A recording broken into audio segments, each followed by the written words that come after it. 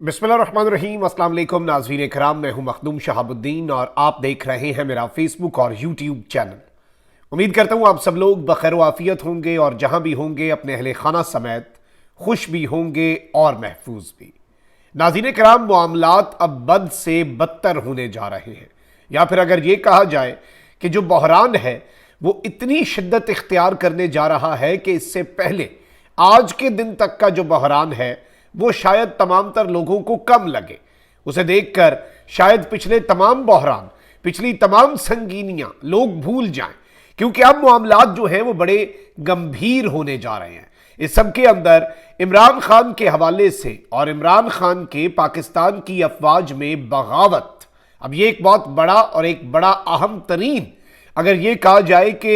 ये game changer इल्जाम है इमरान खान पर, तो ये कहना गलत नहीं होगा। लेकिन इस सब के अंदर जो दावा सामने आ रहा है वो ऑडियो वीडियो सबूतों का है, और वो ये है कि इमरान खान पर जो ये नया इल्जाम लग रहा है कि army chief general Asim Munir के खिलाफ बगावत पर इमरान खान ने उकसाया। अब ये मामला कहां पर जाकर रुकेगा और इस वक्त पाकिस्तान के ताकतवर हल्के क्या सोच रहे हैं, इस वक्त पाकिस्तान के जो ताकत का मरकज है, जो हकीकी पावर है, जो पावर कॉरिडोर्स हैं, उनमें क्या सोच पाई जा रही है, इस हवाले से भी बड़ी अहम तरीन डेवलपमेंट्स हैं जो आपके सामने रखनी है और इस पूरी सिचुएशन को हमने एनालाइज करना है। अच्छा, अब अगर आप इस पूरे सिनेरियो को समझने की कोशिश करें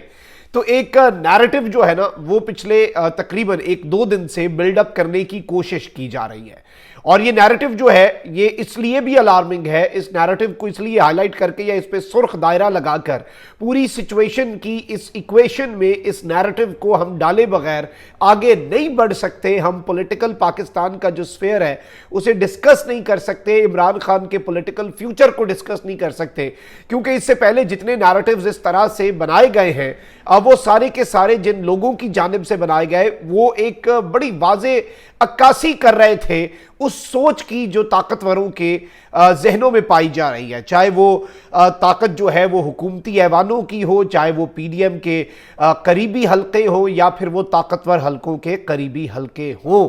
अच्छा, अब यहां पर जो सूरत हाल है वो ये है कि इस वक्त इमरान खान जो है, ये चीज़ तो पहले से डिसाइड की जा रही थी और ये कम्युनिकेट भी कर दी गई है कि बहुत जल्द इस हवाले से कोई बड़ी प्रेस कॉन्फ्रेंस भी हो सकती है और बहुत जल्द इस हवाले से सबूत जो है वो भी मंजर आम पर लाए जा सकते हैं कि इमरान खान साहब जो है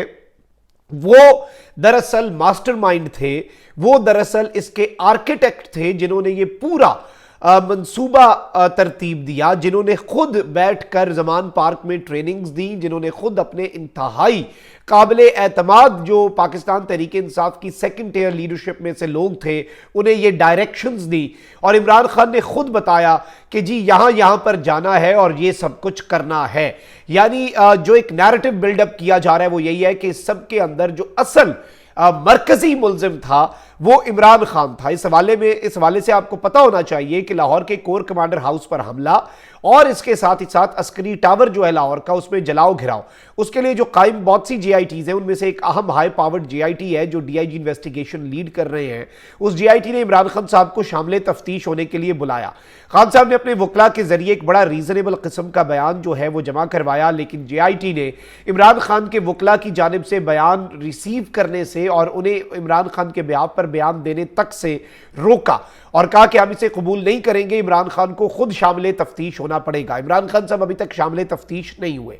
और इस सब के अंदर जाहिर बात है कि अगर वो मुतमईन नहीं होते तो फिर वो उस केस के अंदर जो इमरान खान के ऊपर ऑलरेडी है उसमें इमरान खान साहब को अरेस्ट कर सकते हैं। अब इतना एक्सट्रीम ये क्यों जाएगा मामला, उसे आप यहीं से एनालाइज कर लें कि इमरान खान का नाम लेने पर, इमरान खान की तस्वीर चलाने पर, इमरान खान का जिक्र खैर या जिक्र बद भी पूरे तरीके से करने पर, जिक्र बद जो है इमरान खान का या बुराई जो है वो करने की इजाज़त अभी भी है, वो बीच में इतना भी ब्लैकआउट नहीं है। लेकिन इमरान खान की कोई स्टेटमेंट, इमरान खान का कोई बयान, इमरान खान का कोई टिकर या तस्वीर जो है वो पाकिस्तान के इलेक्ट्रॉनिक मीडिया की किसी स्क्रीन के ऊपर नजर नहीं आ सकता। ये एक बिल्कुल उसी तर्ज की चीज है। इससे पहले नवाज शरीफ जो है उनकी तकारीर पर पाबंदी थी, लेकिन उनके हवाले से खबरों पर इस एक्सट्रीम तक नहीं गए। इस एक्सट्रीम तक सिर्फ और सिर्फ बानी मुत्तहदा अल्ताफ हुसैन के हवाले से रियासत गई थी। तो उसके बाद जिस तरह से एमकेएम के लोगों ने پریس کانفرنسز کی تھی، یاد ہوگا آپ کو، اپنی اپنی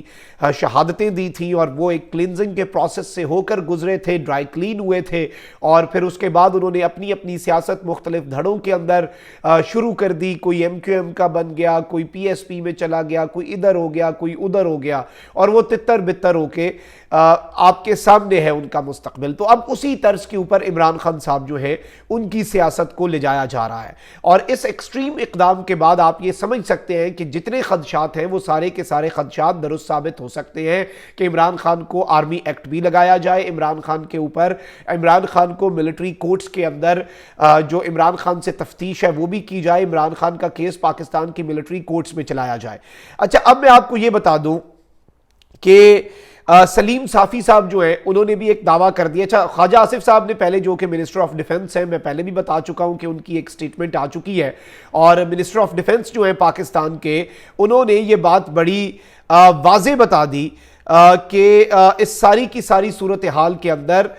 جو امپورٹنٹ چیز ہے اسے اگر آپ سمجھیں تو انہوں نے کہہ دیا کہ جی یہ بغاوت بھی تھی، یعنی عمران خان نے بغاوت کی کوشش کی اور 9 مئی کو بغاوت کی کوشش ناکام ہوئی. اب بغاوت از اے سٹیپ فردر.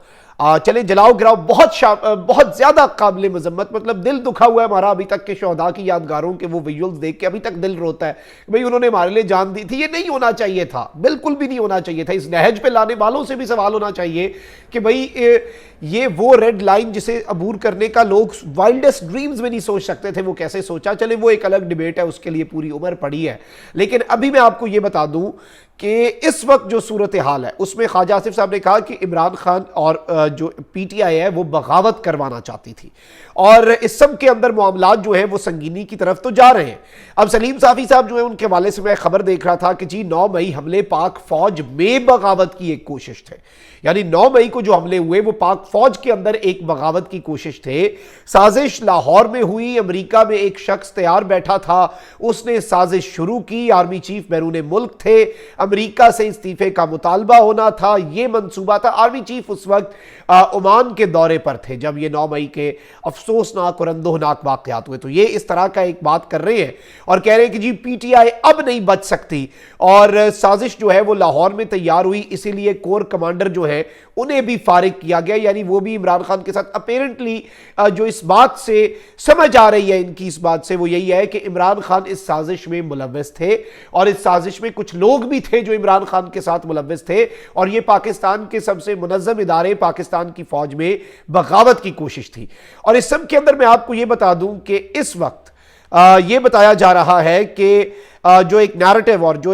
اس وقت خبر دی جا رہی ہے اور جو اس وقت ان حلقوں کے اندر ڈسکس ہو رہا ہے وہ یہ ہے کہ فوج نے عمران خان کی بغاوت ناکام بنائی. کیسے ناکام بنائی اس پر آنے والے دنوں میں مزید چیزیں سامنے آئیں گی، آڈیو ویڈیو ثبوت اور مختلف سٹیٹمنٹس. اب اس میں کوئی وعدہ معاف گواہ بن رہا ہے یا نہیں وہ ایک الگ چیز ہے، کیونکہ وہ ایک ڈیسائیسو مومنٹ ہو سکتا ہے. اور اس سب کے اندر سزا کیا ہوتی ہے؟ دیکھیں، اگر تو یہی سزا ہے پھر تو اپیرنٹلی جو منصوبہ ہے وہ یہی ہے کہ عمران خان صاحب 70-72 سال اگر ایک بندے کی عمر ہو اور آپ اسے 10 سال بھی قید دے دیں وہ عمر قیدی ہے، لیکن یہ تا حیات قید جو ہوتی ہے اس کی جانب باتیں جا سکتی ہیں. اور یہ عمران خان صاحب کے اوپر ایک نیا، ایک تازہ اور ایک بالکل آپ کہہ لیں کہ فریش ایلیگیشن ہے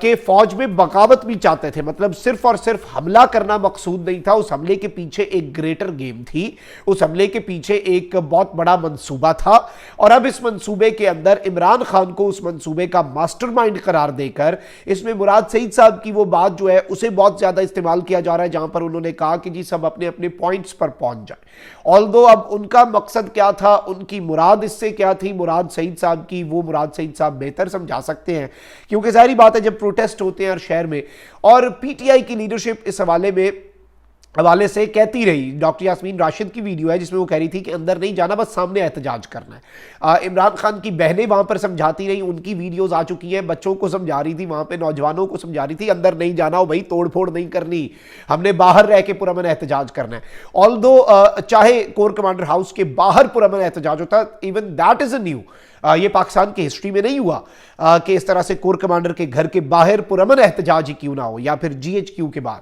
لیکن obviously اس میں پھر دلیل دینے والے یہ کہتے ہیں کہ جی پرامن احتجاج کا حق پاکستان کے ہر شہری کو ہے، چاہے وہ سپریم کورٹ کے سامنے ہو، چاہے وہ پارلیمنٹ کے سامنے ہو، چاہے وہ جہاں پر بھی ہو. سپریم کورٹ کے سامنے بھی تو ابھی ایک پرامن احتجاج ہوا مولانا فضل الرحمان صاحب کو، اور اللہ کا شکر ہے کہ وہ پرامن رہا اور وہ لانگ مارچ چال دو ناکام ہو کے واپس گئی. لیکن چلے اس میں یہ کہتے ہیں، لیکن بالکل بھی کسی بھی صورت وہ پریمیسز کو ایک قدم آگے بڑھنا، عجیب و غریب نعرے لگانا، فوج مخالف جو ایک چیزیں تھیں، یا پھر گھر کے اندر گھس جانا، توڑ پھوڑ کرنا، ایون جی ایچ کیو کا جو گیٹ توڑا، یا شہداء کی یادگاریں، یار شہداء کی یادگاروں کی تو کی نہیں بنتی تھی، اور وہ تو کوئی پتہ نہیں کس طرح کی سوچ رکھنے والے لوگوں نے یہ سب کیا ہوگا. لیکن نیریٹو جو اس وقت ہے وہ یہی ہے، اور ظاہری بات ہے کہ اس وقت دوسری سائیڈ جو ہے نا، میں آپ کو یہ بتا سکتا ہوں کہ اس میں عمران خان کے لیے غصہ پایا جاتا ہے، اور اچھا خاصا غصہ جو ہے وہ اس وقت ایگزسٹ کر رہا ہے. آپ دیکھیں کہ خان صاحب نے طاقتوروں سے مذاکرات کے لیے ہائی پاورڈ 7 رکنی کمیٹی بنائی. حماد اظہر صاحب اس میں ابھی بچ گئے، وہ 5 بچ گئے، پیچھے 2 تو چلے گئے. حماد اظہر صاحب نے بھی کل کہا کہ ہم حکومت سے نہیں، کٹ پتلیوں سے نہیں، اصل طاقتوروں سے مذاکرات کریں گے. 2 لوگوں کو عمران خان صاحب کے بقول بلوایا گیا کہ آئیں مذاکرات کریں، لیکن وہ لوگ جو ایک دن پہلے تک یہ ٹویٹس اور سٹیٹمنٹس دے رہے تھے کہ ہمیں کوئی پی ٹی آئی سے دور ہی نہیں کر سکتا، پی ٹی آئی ہے تو عمران خان ہے، ہم پی ٹی آئی کے ساتھ ہیں، عمران خان کے ساتھ ہیں، ان لوگوں کا کچھ دیر اپنے سیکٹری، اپنے لوگوں سے بھی رابطہ منقطع ہوا، اور اس کے بعد انہوں نے پارٹی چھوڑنے کا ایک عجیب سا چھوٹا سا اعلان کر دیا. اور پرویز خٹک صاحب کی باڈی لینگویج بھی اس دن، اور انہوں نے کہا یار آج کوئی سوال نہ کرنا. اسد کیسر صاحب نے بولے ہی کچھ نہیں، ساتھ بیٹھے اور فوری طور پہ نکلے. پرویز خٹک صاحب کا بھی مائک بھی نہیں اترا، اسد کیسر صاحب نے ایسی سپیڈ لگائی اور وہ نکلے. انہیں لگ رہا تھا کہ شاید وہ ان کا دل نہیں مان رہا ہوگا، اپیرنٹلی جو اس سے ایک باڈی لینگویج سے لوگوں نے اسیس کی چیز. تو ظاہری بات ہے یہ سب کچھ ہو رہا ہے. لیکن یہاں پر ایک چیز بڑی واضح ہے کہ چیزیں پوائنٹ آف نو ریٹرن پہ تو ہیں، لیکن اب اس سے بھی بہت آگے جائیں گی. اور اللہ نہ کرے کہ ملک، میں کہتا ہوں کہ دیکھیں ملک کا فائدہ سوچیں، ملک کی بہتری سوچیں، اور ملک کے لیے کنسنسس بلڈ اپ کر کے ایک میز پہ کم از کم بیٹھیں، کیونکہ الٹیمیٹلی حل میز پر ہی بیٹھ کر نکلنا ہے. جتنی مرضی لڑائیاں ہو جائیں، جتنی مرضی جنگیں ہو جائیں، بڑی بڑی جنگیں ہوئی، اینڈ پہ بیٹھنا سب کو میز پہ ہی پڑتا ہے، اس سے پہلے بیٹھ جائیں زیادہ بہتر ہے. اور یہ سینگ پھنسانے کا فائدہ کوئی نہیں ہے. اس سینگ پھنسانے میں کسی ایک کے بھی سینگ اترے تو نقصان پاکستان کا، یہ چیز یاد رکھیے گا. اپنا بہت خیال رکھیے. اللہ نگہبان. پاکستان زندہ باد.